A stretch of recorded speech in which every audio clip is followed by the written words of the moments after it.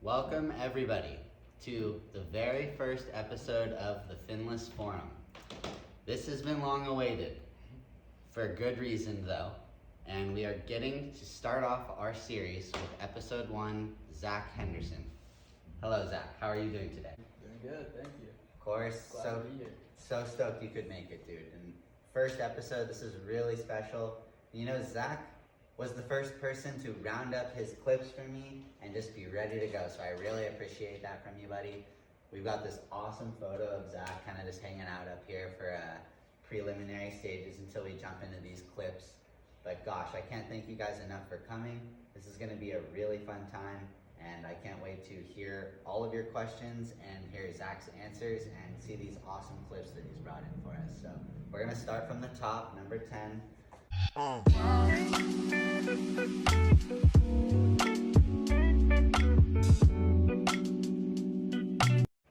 Where were you at in this clip, Zac?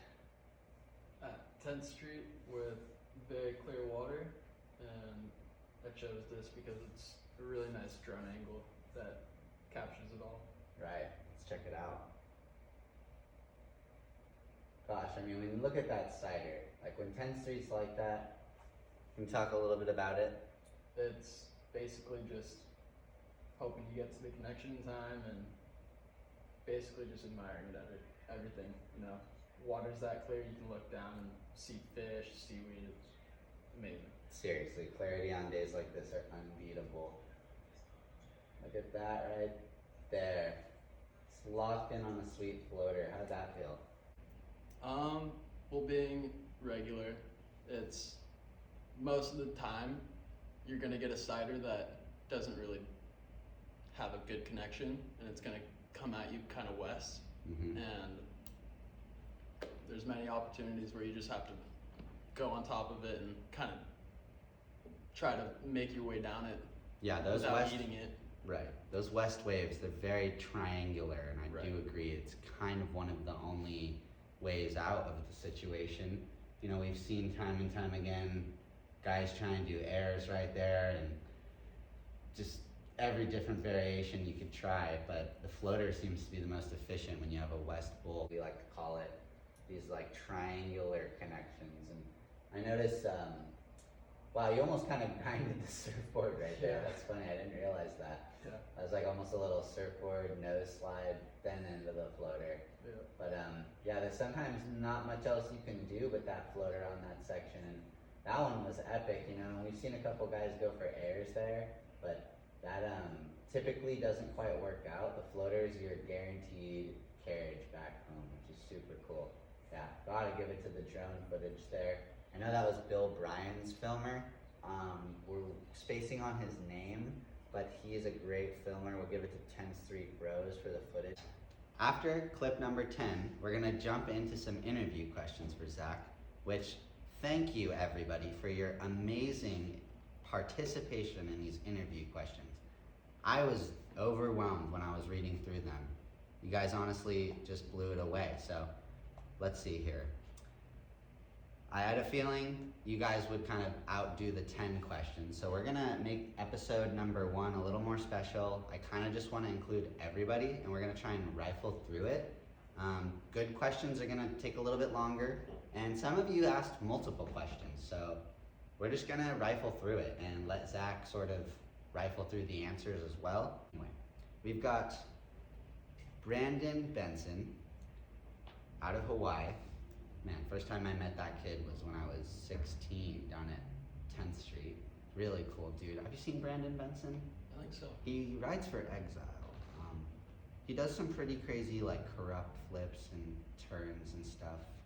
All on Biggs Beach from what I understand. So you've got a Hawaiian guy right here, Okay. which is pretty cool. Skimboarding in Hawaii. I mean, your dad, if we could just take a little break, is like the pioneer, the king of skimboarding in Hawaii, to my understanding. He brought skimboarding to Hawaii in another way.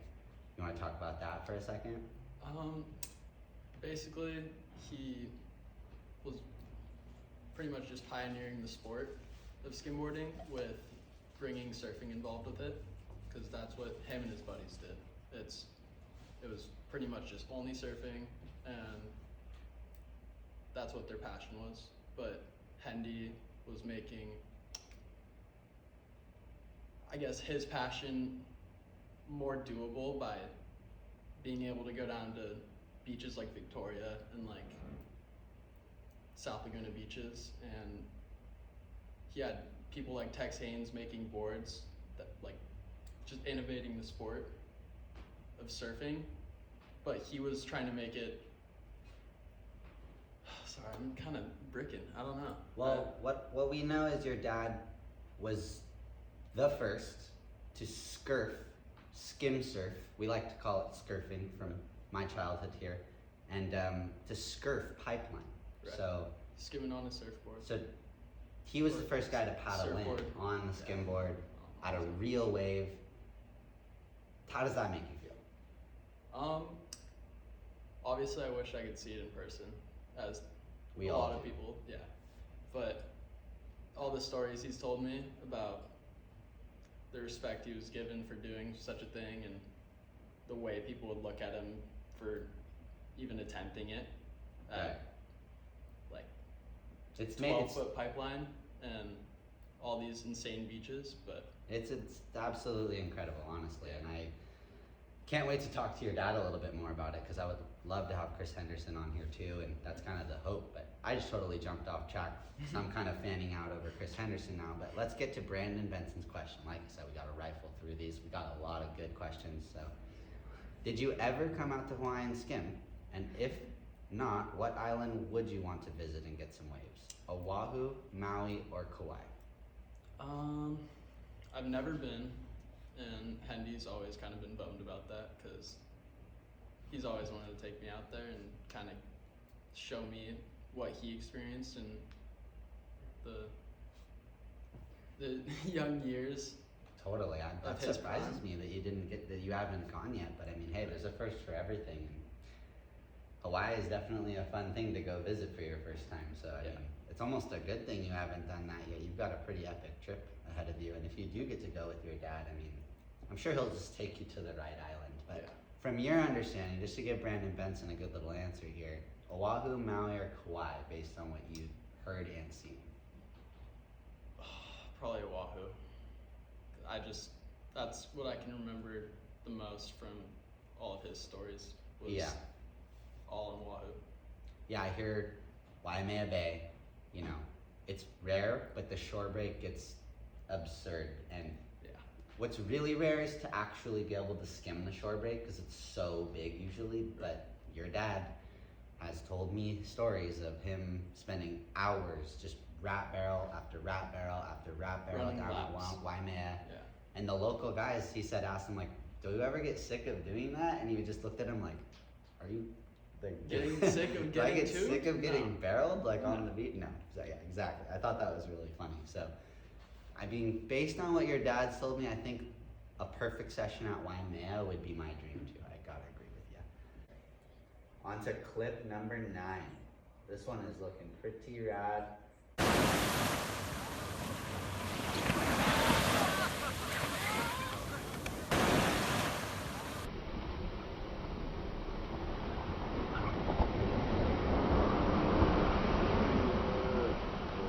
Where were you at in this clip, Zach, and what were you doing?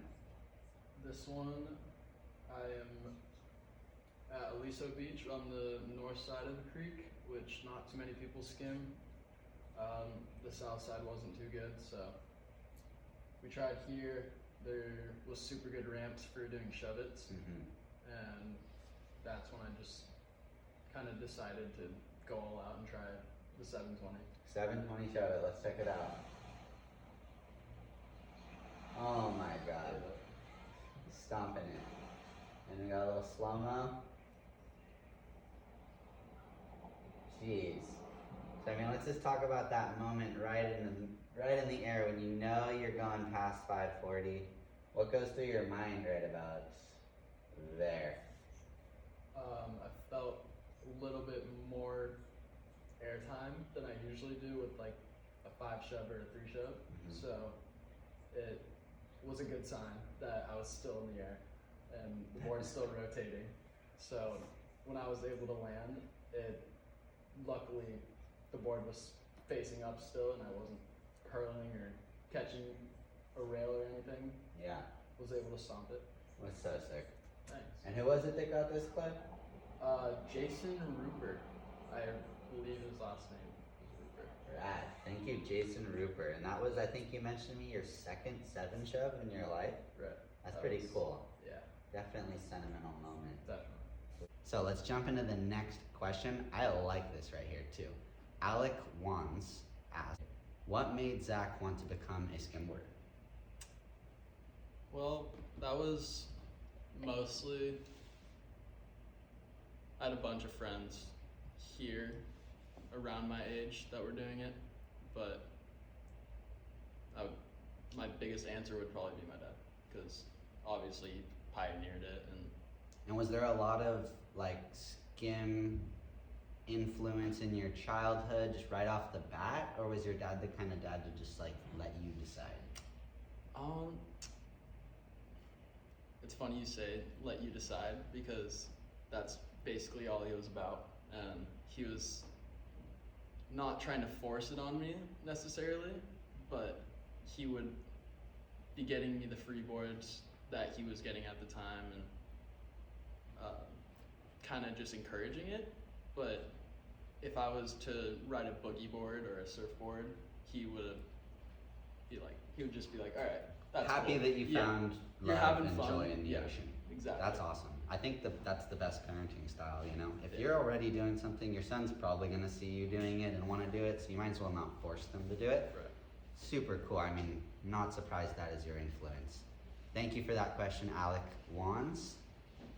Derek Strawn Botany, one of my favorite people, wants to know surf style versus skate style and examples of Like, both items. so does that mean like, I think he wants to know, do you prefer to see a surf-like style or a skate-like style? Preferred. Okay. And then when you answer, let's get some examples of who fulfills that for you.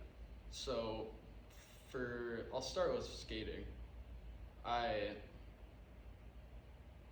would probably imagine skate style is a little bit easier, considering there's so many more attempts you can get on a skateboard to kind of make your style right and what you want.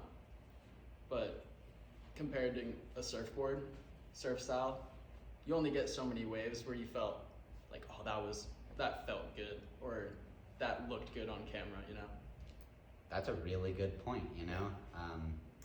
You can try a 360 shove it as many times as you want, but you cannot try your hand at a draining barrel as many times as you want. It's a little more rare of a moment in life. I mean, Right. you're sharing those barrels with people usually when it's barreling, when it's Right. really good, when you're wave riding, you've got to share, and it makes the pace slow down that you can't even practice at. And yeah, I mean, not to discredit technical skimboarding at all, but I agree that I think it's a little easier to get the practice in. Right. And so, but I mean, to answer the question, then I think you prefer a surf style then. Yes. With you With saying knowing- skating's a little, sorry, you go on. With knowing that surfing, you don't get as many attempts, I would say it is harder.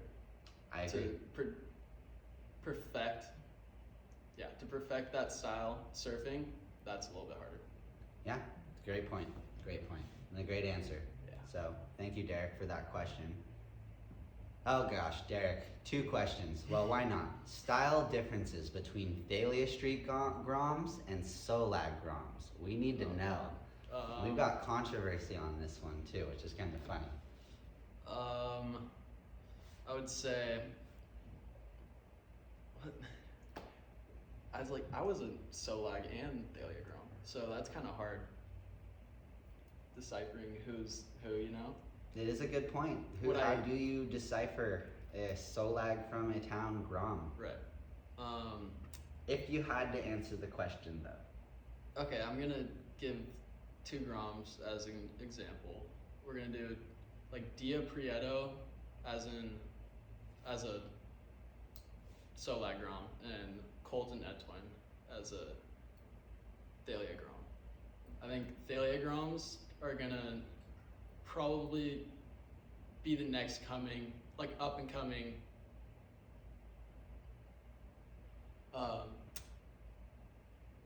Technical skimmers? yeah, that's what I'm trying to say.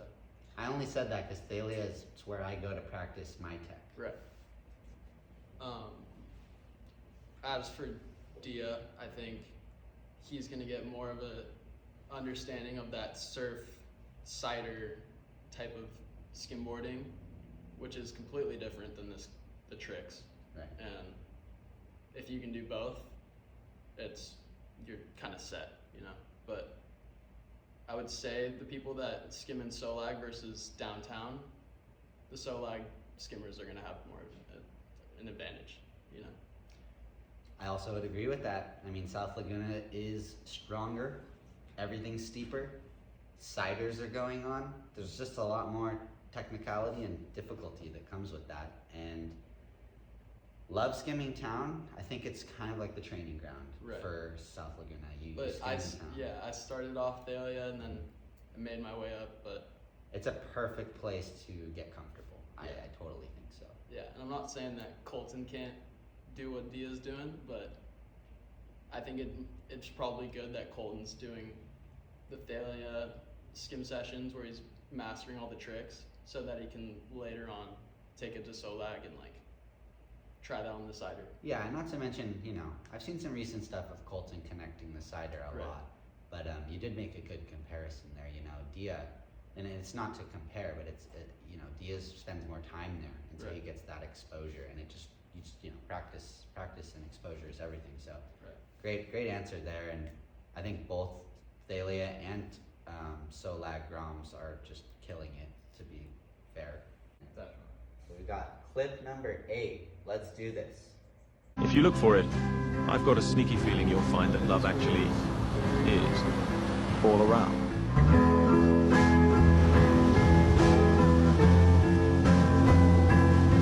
Oh my! There it is! Attaboy. Jeez. Now let's watch it. And If you look for it, I've got a sneaky feeling you'll find that love actually. cut the audio so we can have a little more conversation. Oh geez, just look at that wrap. That is just ridiculous. Can you talk to me a little bit about Aliso wraps?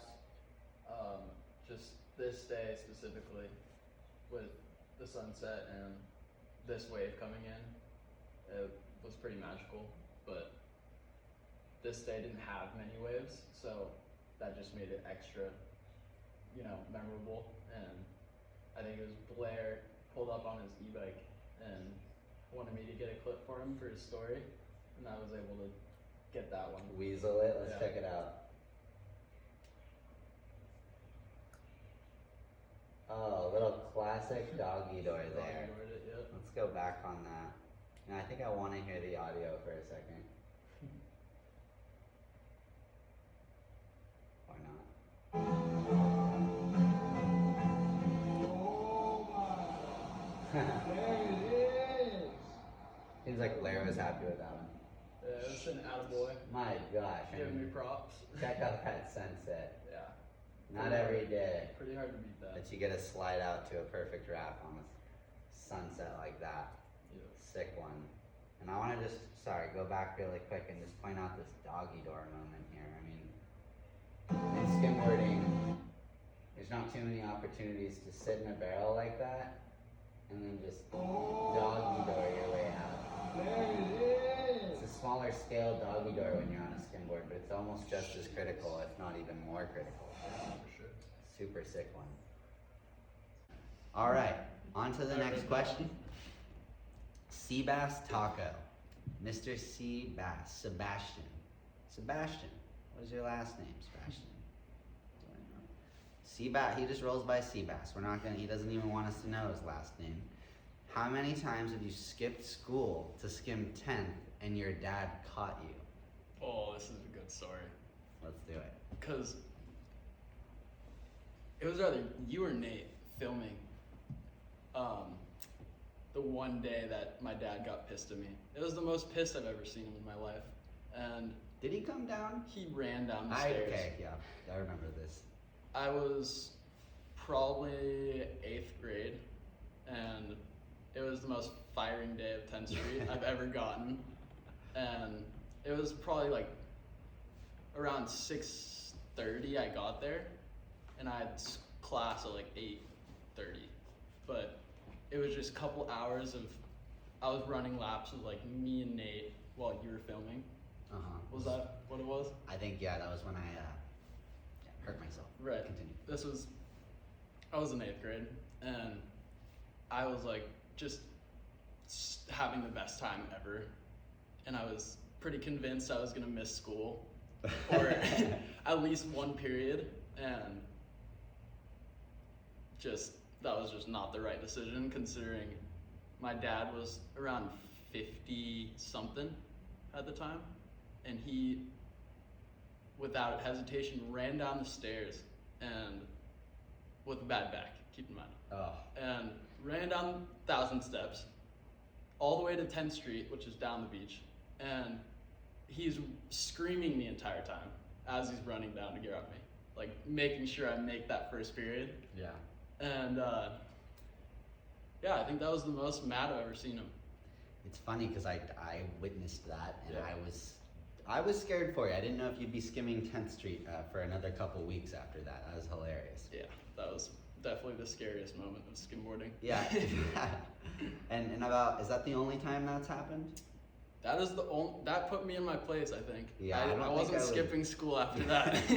Well, so there's your answer, Seabass. One time and a great story to come with it. Yep. So, Skimboarding Podcast, which I highly respect the Skimboarding Podcast, and they're absolutely rad. I love the stuff they've already done, sort of in the same sort of effort to just know more about skimboarders. Tagging on to Steve and Jaden's questions, which I haven't got along to that though. Is it clear that Hendy appreciates you taking skim seriously, and at the same time you take the family name seriously, and have a lot of dad's influence in your riding? Front foot low, tail heavy, driving through the wave, ... Does Hendy ever give you specific advice on what skimming is? Or is it just vague guidance about staying happy while in the water? Being at the level you are you actively seeking out a legacy in skimming similar to your dad's? Or are you just enjoying the moment and feel okay dropping it whenever you choose? An example being Sammy working for full-time firefighter while being at the top of the sport, and many similar scenarios in our scene. Very, very thorough question, but I do think that it has a lot of substance to it and could be a fun one for you to answer. I'll start off with saying that Hendy never has pushed me to kind of be the best at skimboarding. Yeah, we talked about that a little bit, which is Right. I asked him a few interview questions last night just to get a feel for today, and I wanted to get his response for a couple of the questions that involved him. But he responded to this question in a way like, just have something to back it up. If you do end up going all out in skimboarding, whatever you choose to do, you gotta have a backup. And for me, that's going to college right now and figuring out what I can do in the future to have that be a backup. But it's great advice. yeah, but for now, I want to continue to push my skimboarding to see where it can go, like audience level wise, and if there is any possibility to make a living off of it, try that, because I know he in the past didn't really have that opportunity to like get a clip, post it on social media, and boom, you're famous, you know, because it's that easy nowadays. He would be extremely famous if he had the same platform. That's Just kind of like what I'm saying. A lot of the legendary guys, but that's a really good way to answer it. Yeah. And good on you for getting your schooling done and getting prepared just in case skimming isn't this dream that we want it to be. And you know that I'm on that same dream boat. We all want to skimboard forever, and Follow your passion. Whatever we can do to make that happen, we're gonna do it. So that's good advice from the old pops there. Just make sure you got a backup plan if you're gonna go full out with the skimming. Exactly. So skimboarding podcast, I like that. And we had a little, answer to the question earlier. Basically, Hendy's not a pushy guy. He just wants Not at Zac to all. have fun. Just beautiful. All right, clip number 7. Here we go. Things are heating up here.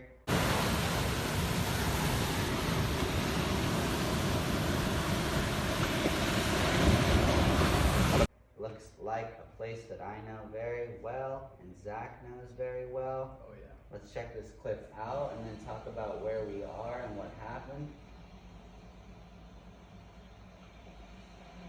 Sick one. So where was that, Zac?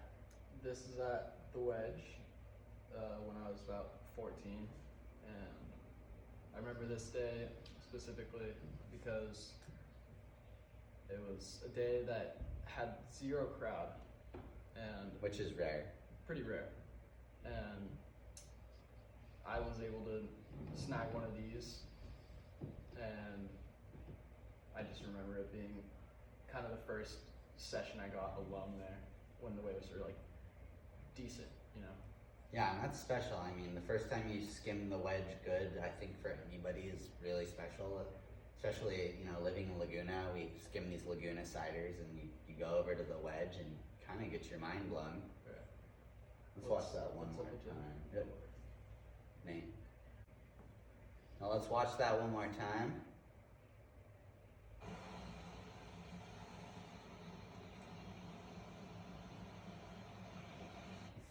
Hold on, I just wanted to pause right there as the man stands up and sizes that thing up. How's that feeling when you're standing up in front of a wedge wave? I was gonna see if I was that tall enough to just fully stand up and send it for stand-up barrel, but I figured I might need to tuck down when it started shelving over my head.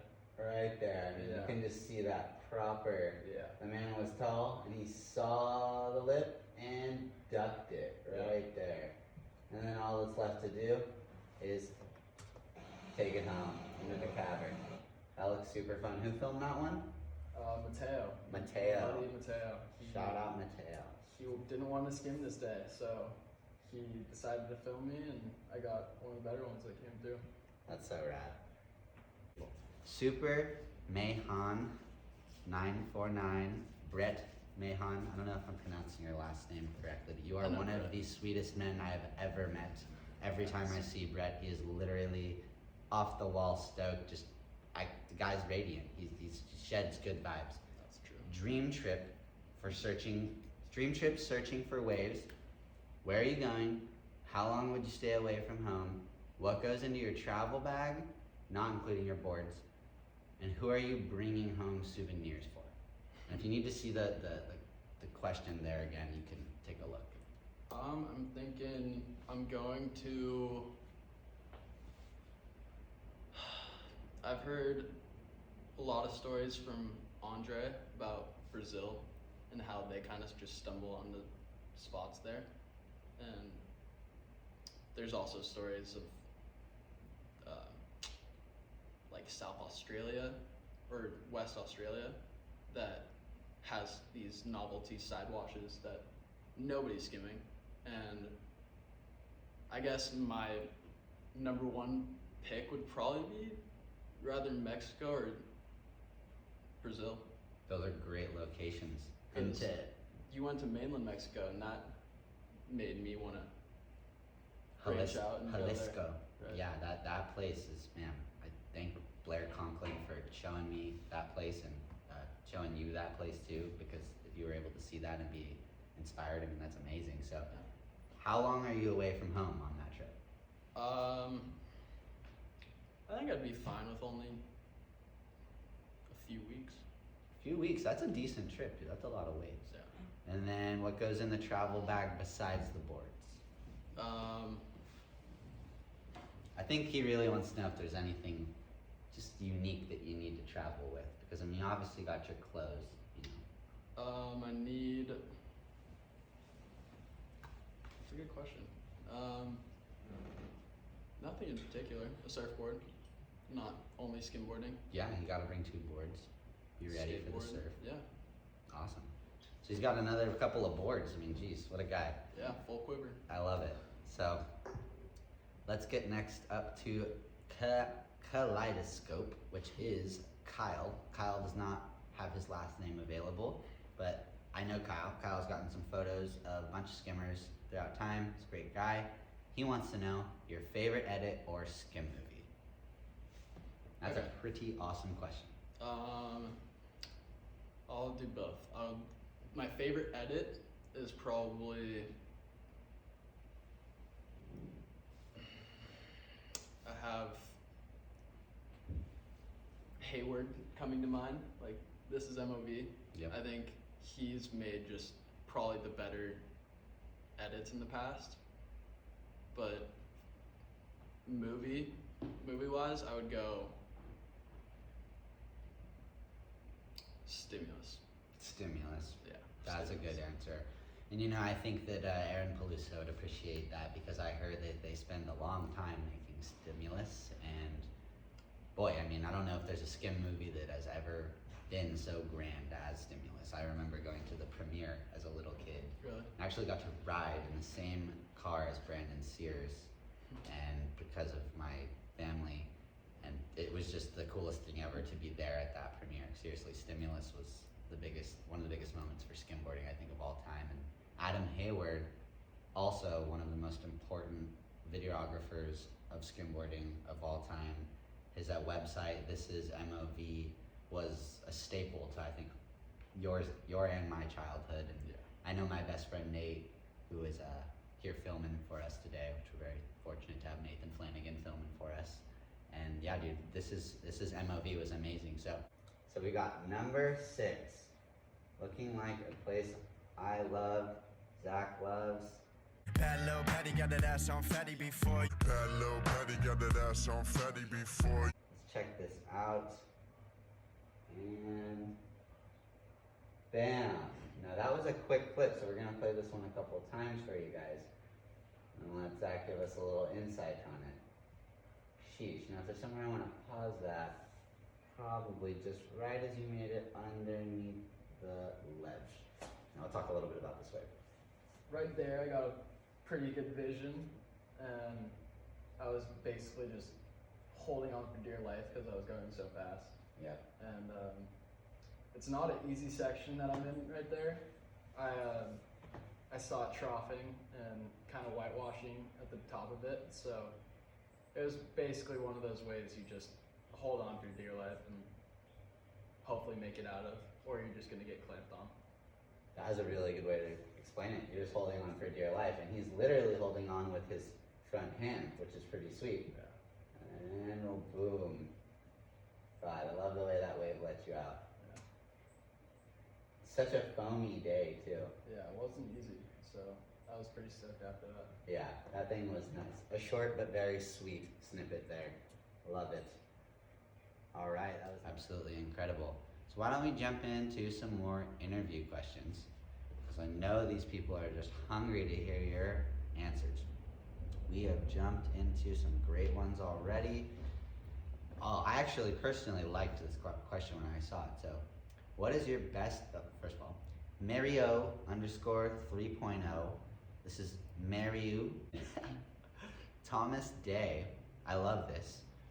What does skimboarding mean to you? What role does it play in your life? Skimboarding to me is basically a hobby that I feel like I can continue to pursue throughout my 20s and 30s and hopefully 40s, considering my dad did it till he was around 46, around there. And if I'm able to keep doing what I love like that for that long of a time without getting bored of it, then I'm gonna do it. But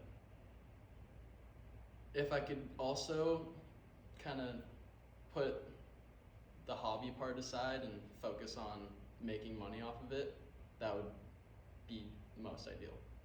So as a role, it's a hobby, but it's something you'd be open to seeing go to turn to a career. Exactly. And I think any good skimboarder would love to see their hobby turn to a career. Exactly. Yeah. But I think that any smart skimboarder has his head where Zac does, where it's a hobby, but you gotta be ready for life and have a backup plan, because skimboarding is a very small sport and it's growing, but as of now, you kind of need another means typically if you're a professional skimboarder of making a living.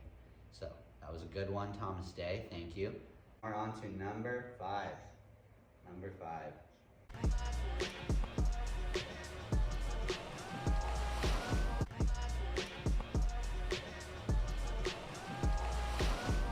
Here we go. Got the contest jersey on. We'll let this clip run. Jeez.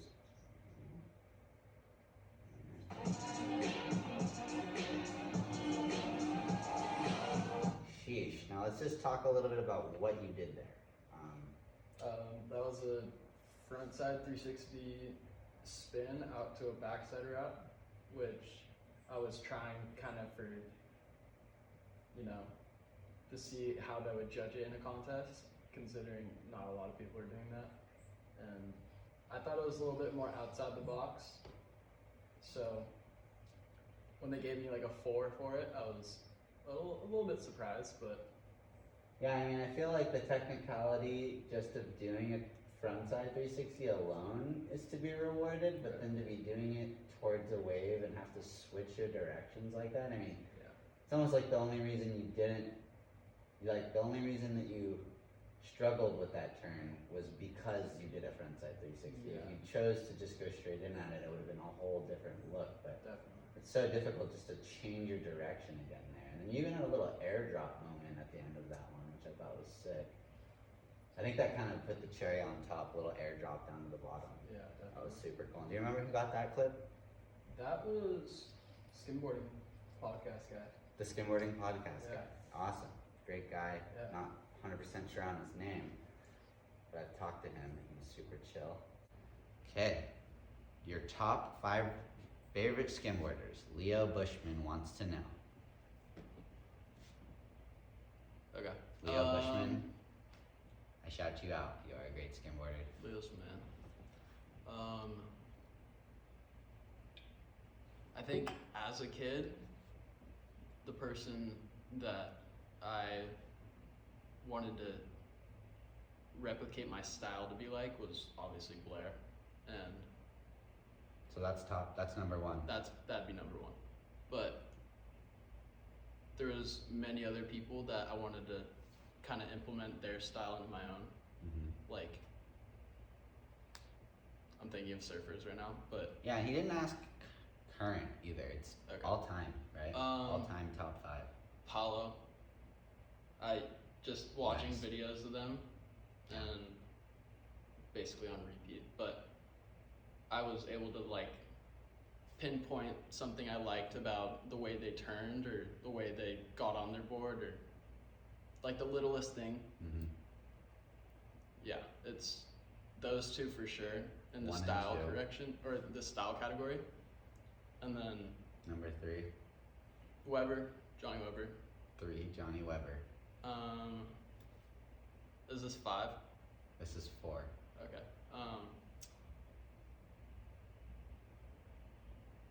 Gio Bryan. I wanted to. Sick. His front side was always something I wanted to kind of. I agree. George Bryan frontside, undeniably amazing and worthy of influence. Right. And now you're at 5. 5. Mm-hmm. This is for tricks. I want to say you because of how much you were kind of pushing me to do more tricks at Thalia when I was growing up. It was like you were basically changing the game for me, like Sick. I was down there as a Grom, like basically looking at you like, what is he doing? Like that's insane. You don't have to say this just because we're on the Finless forum. I know. But this is all true. Well, no, that's awesome, dude. Yeah. Thank you.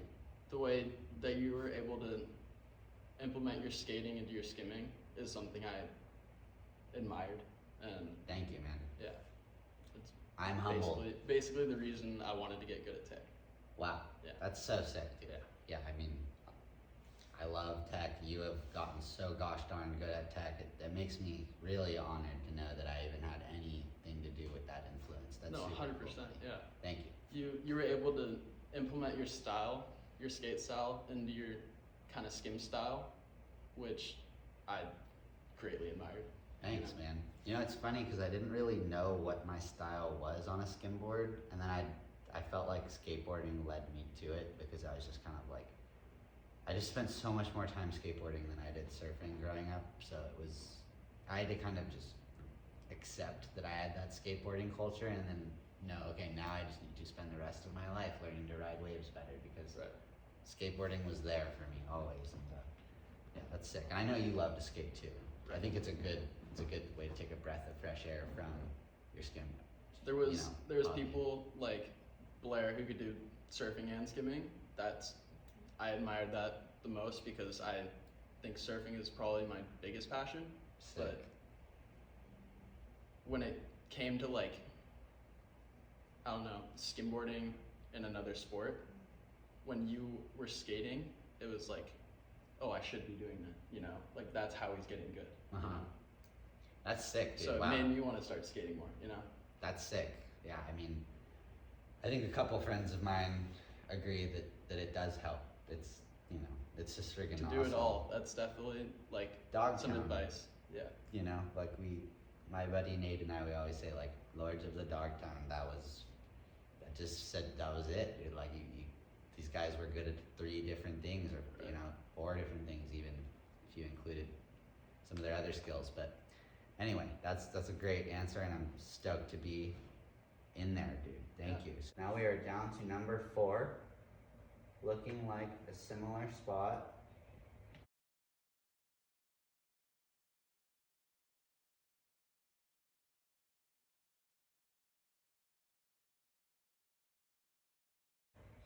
Let's let this run. And boom, Nice dance. boom. How was that combo? You've got backside cutty, little pop off the lip air. The thing was sick. Talk to me about it. Just basically another day at the spot right next to my house, and I was trying out a buddy of mine who had a bat tail, and it's basically a fishtail, but with an extra point at that middle section. So I took a wave with that board, and it ended up being one of the better waves I caught that session. So it was honestly game changing for me to get this wave because it just made me want to try different boards after that and experiment. That is epic, and you can see that bat tail there. It's hard to see, but it's got that triple pointed edge to it. The thing is just crazy when you look at it. But I've now seen 2 people skim on it really well, so it definitely has its pros and cons, I'd imagine. Yeah. I know that's Chance Gull's board, and I've seen Chance absolutely shredding on this thing as well. It does. So we'll let this one play once more. I just love this little combo clip, the GoPro angle, so rad. A little slow motion on the landing. Great. That was clip number 4, people. Now, I've gone all-time 10th Street, and I think that is unbeatable. I agree. I think that is a super good answer. 100% all-time 10th Street is, I would choose that almost over everything in the world. But it's hard to choose when you actually see it in front of your very eyes. Right. Not Jackal, our man Not Jack from Lee? East. Jack Oh, it's not Lee. Jack Lee, yeah. Not Jack Lee. I don't know why. Not Jack. Not Jackal. Honestly, I've always seen his account, and that's just like how I've read it. But I guess I was just being dumb. So we've got, where do you see skimboarding going in the future, Zachary? I see possibilities of it branching out to different audiences, and you know, there's that guy, the flat ground skimmer, Adrian Rosler. Adrian, Yeah, he was able to get on the Olympics Instagram and like a whole story about what he's doing Yeah, for skimboarding. So that gives you hope, you know. I agree. I think And- all skimboarders are happy to see that. Right. So yeah, I think if there's possibilities of that happening, there's possibilities of it growing, you know. Mm-hmm. So growth. We just Growth. want to see growth. So much growth from skimboarding, and it's happening in front of our very eyes. Now I like this from Johnny Capin. What's your favorite shape? Ooh, right now, yeah. Right now I like to fish. So if you guys haven't seen, Zach has a new fish by Grape. It's the one in the photo up on the screen. That is the fish. That thing looks insane. I've been talking with my shaper, Paul Wade. He has tried to make me a shape that kind of complements my style, and we tried doing a bat tail with 3 different points at the tail, and The bat tail is cool. it's a cool board. I think that and the traditional shape are more for the flat ground and getting trickier. Uh-huh. But this board that I have now is kind of game changing for me, considering I've been able to kind of progress a little bit faster with. Is there a name for the shape? There is no name for it yet. Yeah. There's That's no name. We're mystery still, fish. yeah, mystery fish. The Grape mystery fish. Exactly. It's a little bit more pulled in at the tail versus an exile, which Paul and I have kind of just been trying to perfect it for a little bit now, and I think he did a very good job. So I'm loving it. I'm sure he did. Paul Wade is an absolute master craftsman. I could never imagine sort of. It's gonna be one of those parts that we cut out. Is that his? It's cool. But after I say master craftsman, cut. On to the next question. A quick favorite color from Jonah Hingle. Alright, his name's Johan, and he. Wait, this is a color? Yeah. Okay, I'm sorry. No, wait, no. Oh, Johan Hingle. I'm sorry. Gosh, Yeah. my bad. Oh, you're all good. I was like, Johan, I've never heard of that color. Um, Let me just say, if I get your names wrong, guys, I 100% am sorry.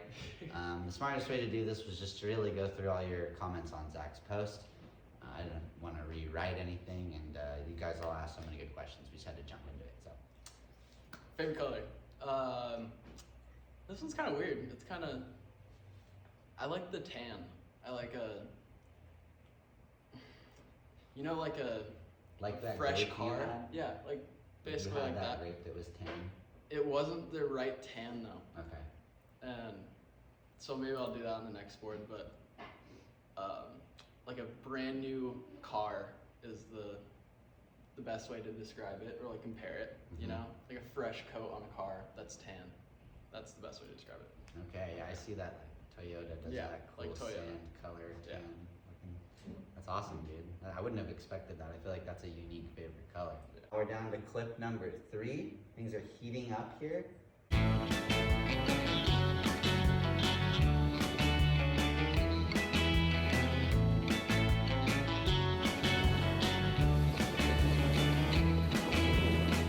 Looking like another one at the old watering hole down the street from Zach's house. Yes.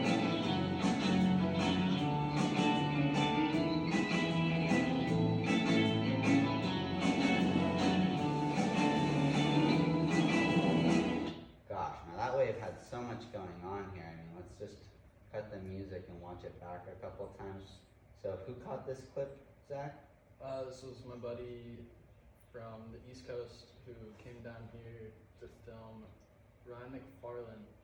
His name was Shane, and he was nice enough to gift me a couple clips and make me an edit while he was in town.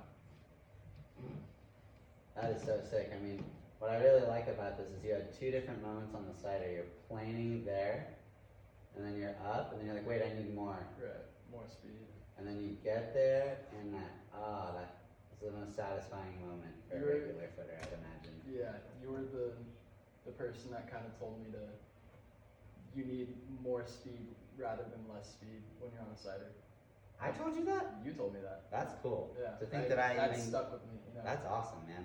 You know who told me that was Travis Williams. Oh really? Yeah, and it was all based on the wedge. He was like, I always plane out to the peak, get there, and then make my move. Like whether I'm gonna cut back or airdrop or just set up for the barrel, anything. Yeah, that was great advice. I agree. It's super sick, and just this moment where you get to hop over the bump is so cool. Oops. There we go. Ooh. That little ollie. Is That it one difficult to ollie over the cider like that? It's pretty crucial right there. You gotta make sure you're not catching rail or you're definitely gonna fall over. But it's pretty easy to pearl as well if you don't make it over that foam ball section. Right, and like, gosh, just your compression and the way that you extended there for that little like ollie hop was so sick. And then right back into that stance, cruising down the line. Now what's going on about here? Right here, I kind of dropped down the wave, so it allowed me to kind of put all my pressure on the back foot and snuck into it. Yeah, like that last bottom turn was so crucial. Yeah, definitely. Just perfectly timed it into the tube. Yep. And there's nothing better than when you get your board in there too, and it's just the most satisfying barrel when you're completely covered up like that. True this. Not to mention that electric blue. I mean, what's electric blue if I've ever seen it right there. That's insane. That doesn't even look like Laguna. Seriously, rad one. One more time around the clip. That first cut back off the cider was so steez.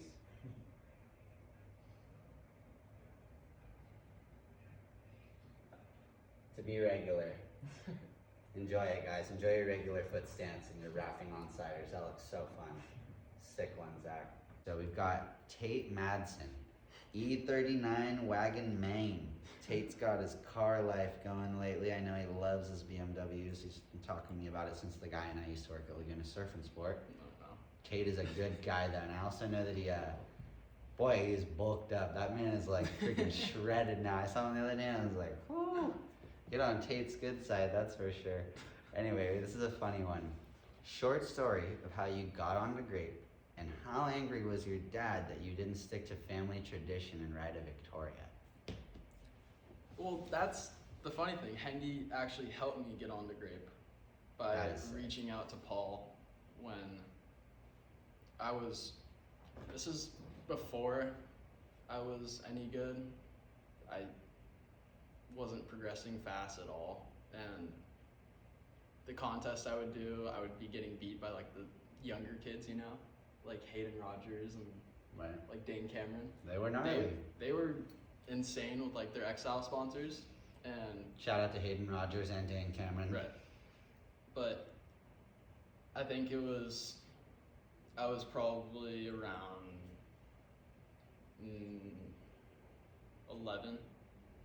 11 when we got Paul to come down to a contest and kind of just check me out to see if I had any potential and him sponsoring me in the future. And was that a Vic contest? It was actually the contests that don't go on anymore, the Green Eggs and Am. Oh, the Green Eggs and Am. It was down at West Street. That was so fun. And that was the time, or at the time I was putting in time going down there because it was so close to my house. And I was favored to win that for the ciders that came in. And so it was basically a testament for me to prove to Paul, like, hey, I can be on your team. And then also, like, hey, like, I can get ciders now, like, I'm this age, and I'm going to try to win this contest. So it was kind of, I didn't just secure the sponsor like that, I secured the contest, which was pretty The guy won the Green Eggs and uphill from there. Sponsored by Grape, made his dad proud, all on the same day. That is beautiful. Progressed a lot faster once I got on Grape. I was really interested to hear the answer to that because I just felt like your dad would be so diehard and to Victoria, which would be reasonable. Right. There's a. Sorry, it was a. No apologies within this forum. So Tex kind of gave me that, hey, you're on the team, but like, don't really tell everyone that you're on the team. Because I was still pretty young and I wasn't progressing fast. And, you know, now I look at it like, oh, that's probably fair. Like, I wasn't good. I wouldn't want him telling everyone that, you know. That's pretty cool though. He's like, you're on the team, but don't tell anyone you're on the so team.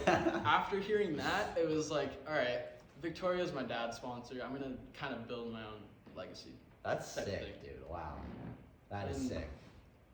Yeah, I love it. That's a great answer. From there. And all right, we are down to number 2 for Zac Henderson, clip highlight.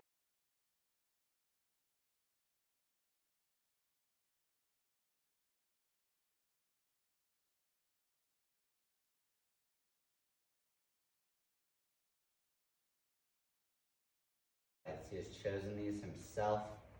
Obviously, they're not his best waves he's ever got. They're just the best waves he has on camera. Lord knows what this kid has done behind the camera.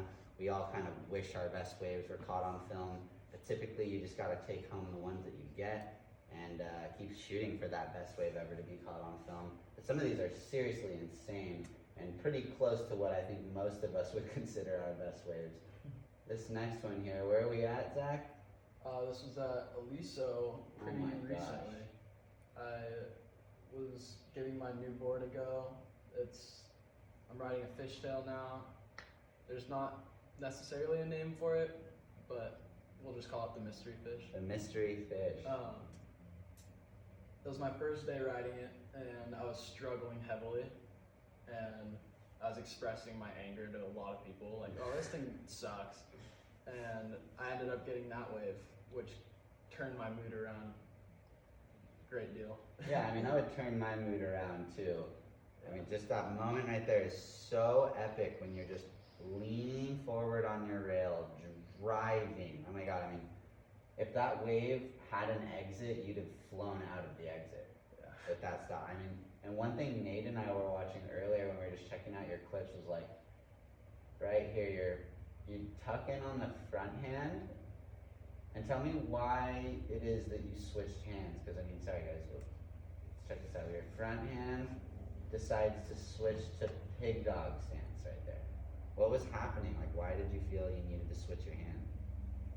When I'm in a scenario where you see it opening up, you kind of have to use this hand as your navigator and like setting you up for the wave, versus the pig dog, which you're just setting yourself up for the barrel, and that's gonna be the easiest way to exit. And so the front hand's like the preparation for the barrel. Basically, and you the switch to the back hand when you're in the barrel. right. That's sick. I mean, being a goofy footer, I can't even think about it really. It just is like bizarre to me, but it looks so cool when you're just like front hand, back hand. Okay, hold on. That backhand drag though, right here, my friend. Yeah. When you are dragging fingers in the wave like that, I mean, That's basically just preparing myself to slow down before I can speed back up with the other rail grab.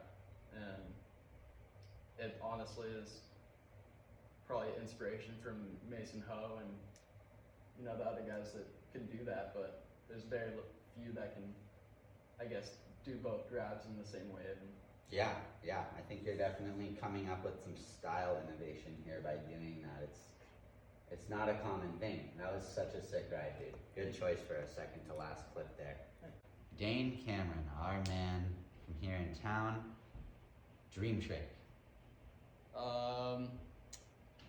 900 shove. Jesus, that would be insane. Or- Lucas Fink is yeah. probably gonna do the 900 shove before we know it. So I'm gonna beat him to it. beat him to it. Let's get the 900 shove out of Zach Hendy. First Yeah. try.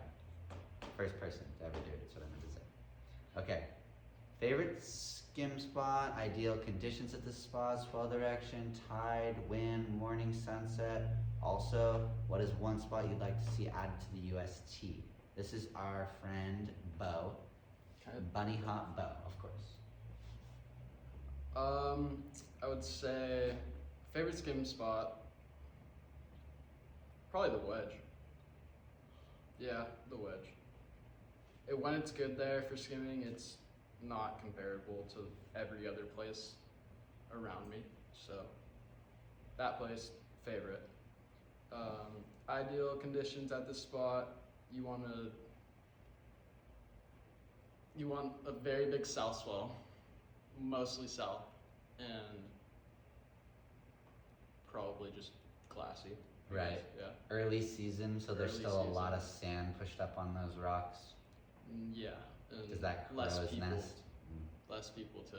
Yeah, people don't always quite know when the wedge starts working. It kind of is one of those cool little mysteries. Yeah, definitely.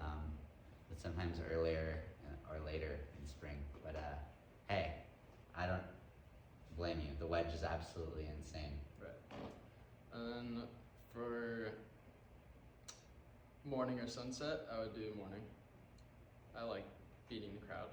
But In the crowd. one spot I would add to the UST, I'd probably add, oh god, that's actually tough. Probably another stop in Mexico, I would say, because I know Mexico's got a bunch of good skim that just needs to be brought to like the people's eyes that are down here, you know? I agree. I feel like, A UST spot in Mex would be crazy. yeah. I mean, Cabo was included, but Cabo's like, I mean, mainland Mexico, like that would probably be the best. get the Malake contest on the Because UST or there's so something. many guys there that are just absolutely nuts and just don't have the funds to come out here, or whatever it may be to come out here. Yeah, Brian Lopez is like one of those guys that comes to my mind. Yeah. I've seen Brian Lopez do some pretty incredible Oh, things. right, I've seen that guy. So let's see, we've got some political questions on here that might stir up a little bit of controversy. I think we'll avoid those just to keep everyone's feelings nice and safe. Was it the ketchup or mustard one? No, well, ketchup or mustard, I don't think we'll hurt anyone's feelings. So let's see, ketchup or mustard by Dane Cameron. Ketchup. Boom. There's not a lot of people that I think would go mustard over ketchup. Just mustard, at least. That's kind of a tangy vibe, you know what I mean? But Can't hey, trust those people. more power to you if you're a mustard head. Okay, we got Power Glade, Steve Glade, our kind friend here. Can you tell us about the dad-son conversations you've had about skimboarding and conversations about life and how that pertains and influences your riding today? Now we've gotten some insight on these, on sort of your dad and the way he guided you, but this is another angle. Right. I guess a good example would be me talking to him last night with a couple of these interview questions. Mhm. That kind of, see, I forget because it's my dad that he's giving me advice, and it will kind of just brush past me like, oh, it's In my one dad. ear, out the yeah, other, yep. basically. But last night it was kind of good clarity to talk to him and ask him a couple of these questions, and he hit me with a really kind of answer that threw me off because he was so ready for it. And it was when I asked him, like, do you think I could make a living off of this? Like, what do you think about it? Like, you had your opportunity to kind of go ask those sponsors for money and clothes, whatever it may be, but he had landscaping to back that up. So when I asked him last night, should I go all out on this? He goes, obviously have something to back it up, but I think with social media nowadays, with guys like Austin, Blair, geo, at flat ground skimmer. I think it's more than possible to kind of pursue it, Mm-hmm. but at the same time, it's just have fun, you know? Have fun. Have I love that it. kind of humble mentality and just, I'd imagine, yeah, your influence would be to be humble because your dad is so humble. yeah. And you do have very humble riding strategy. I mean, I've even heard you say you don't like to claim waves, and like you would never claim a wave because it's your comfort zone. But if you do something Right. good on a skateboard, then you're like, screw it, I'm claiming it. This Yeah. is not where I think- normally spend my time. I think my dad and I have had plenty of conversations of, hey, like, don't get a full head. Get, Uh-huh. like, be humble, respect others, and it'll do you well in the long run, you know? Yeah, nobody likes a claimer. I'll just say it. If you did something sick, people are gonna let you know, and it's gonna feel better when they let you know than when you let yourself know. That's what I've always kind of thought. True. So, humble approach, please and thank you from everybody. Yep. Let's go over to one final chance. What are your thoughts on the current state of the skim industry, contest scene? Any ideas for improvement? Would you like skimboarding to grow or stay small and grassroots? Also, frontside or backside? Now I know this is a very whole question, so like, I'll let you check it, yeah. and you can just rifle your answers off, because I'm sure you're getting hungry a little bit, and no, I'm kidding, we'll cut that out. We don't want to seem like we don't want to be here, but I'm sure you are getting hungry and shit, so we'll just start rifling through them a little bit faster. Gotcha. But with respect to the person, you know what I mean? But anyway, so on to this next question. My thoughts on the current state of the skim industry and like the contests and everything. I think there's obviously a whole lot to improve about it. You gotta be stupid to not say that about it. Yep. And everyone has their own thoughts about it and what they think would be best for it. I personally think that getting a different audience involved is the most crucial part, and that's kind of what it's missed in past years. And even when my dad was pioneering it, he definitely told me that there was times where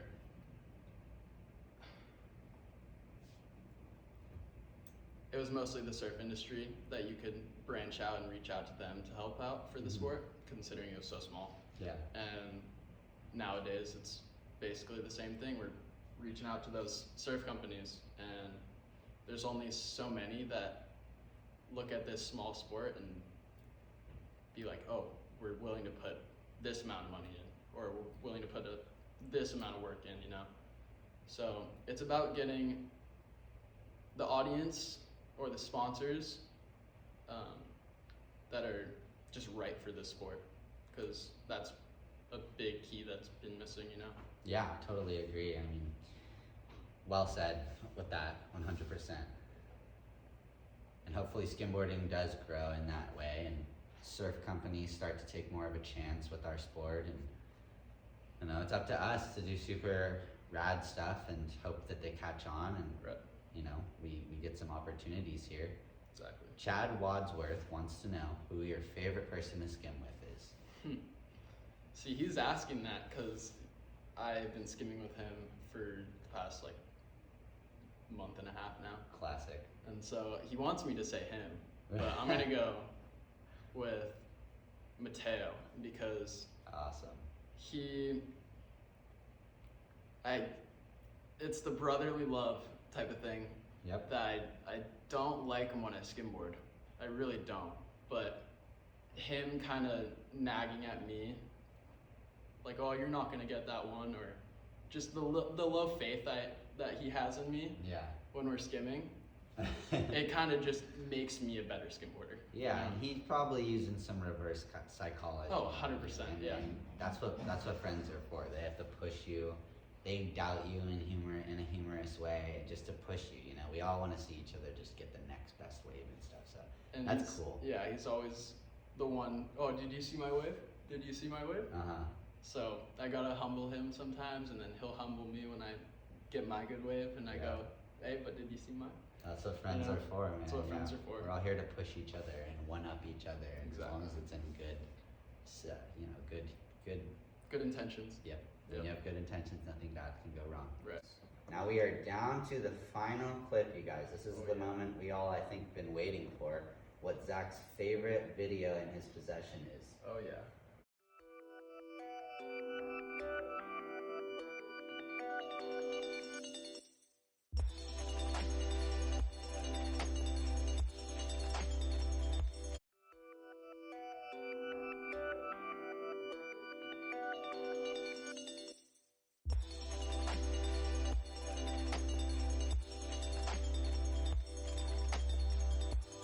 And I have seen this clip 5 to 15 times today.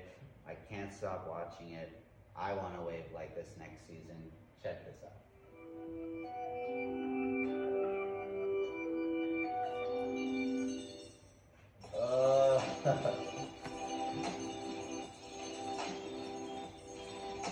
Now, before we say anything, that is what dreams are made out of, people. Just one more time.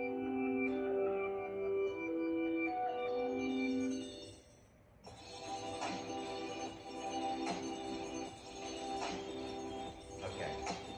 So, where were you? This was the Wedge, and this was about 2 years ago, and I think this might have been my best wave on film, for sure.